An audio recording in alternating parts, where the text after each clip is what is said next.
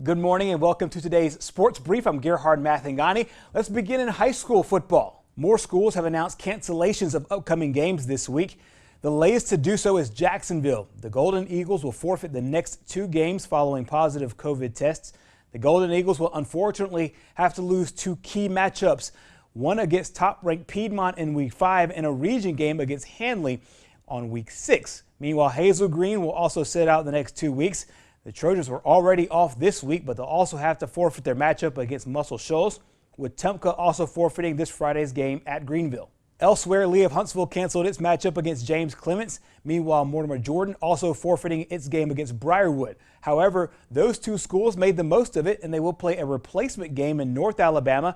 Briarwood will head to James Clements in that matchup. We spoke with Jacksonville head coach Clint Smith about his team's situation, and he says it is a tough decision, but necessary. You always hate to have to cancel a game, especially having to cancel 2 games, but it's kind of the world we're living in right now, and everybody's dealing with this to an extent, and that's just where we are right now, and we're going to do what's best for our student athletes and whatever we need to do to keep them safe, and so that's what we did, and it's just one of those things that you hate it for the kids, that put so much work in, but you have to do what you got to do. Jacksonville and Piedmont have played great games recently. Last season, the Bulldogs won it at home in a game that was eventually canceled for lightning. Coach Smith says his guys are maintaining a positive mindset, and he hopes to keep that good momentum rolling when they return in 2 weeks. It's like life, it's what we talk about every day. It's about handling adversity. It's about learning to adjust, and that's where we are. And there's some things that we can't control. But the one thing that we can control is our attitude and the way that we approach this, and that's what we're doing, with practice and things like that. As we're going and we're getting better, and we're trying to improve so that in 2 weeks when we line up against Cleveland County, that we'll still be in good shape and we'll still have our timing down, and we're still tackling well, and we're still doing those things that we have to do in order to be successful. Switching gears to college football, the Auburn Tigers are geared up for this weekend's matchup against 23rd ranked Kentucky in the season opener. The Tigers have had some shaky preseason storylines with several players in and out of the lineup for various reasons. However, head coach Gus Malzahn likes what he sees so far as they head into the 2020 campaign. Overall, I'm really excited about this year's team. We have all kinds of new faces out there. I believe we got 13 new starters, and so I'm really excited to see, watch this team grow.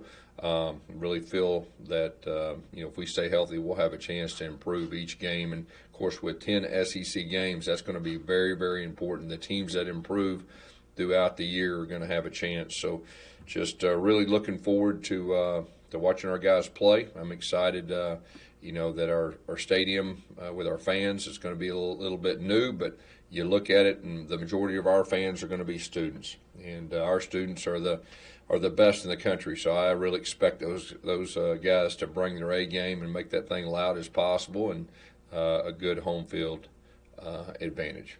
The Tigers and Wildcats square off 11 a.m. from Jordan-Hare Stadium on Saturday. And finally, the Atlanta Braves have clinched a spot in this year's wildly unusual Major League Baseball season. The Braves hammered the Marlins 11-1 to clinch the NL East crown. It marks their 3rd straight division title. Atlanta had 5 home runs in the game last night. Marcell Ozuna with a pair, Dansby Swanson, Freddie Freeman, Ozzie Albies also crushed homers out of the park.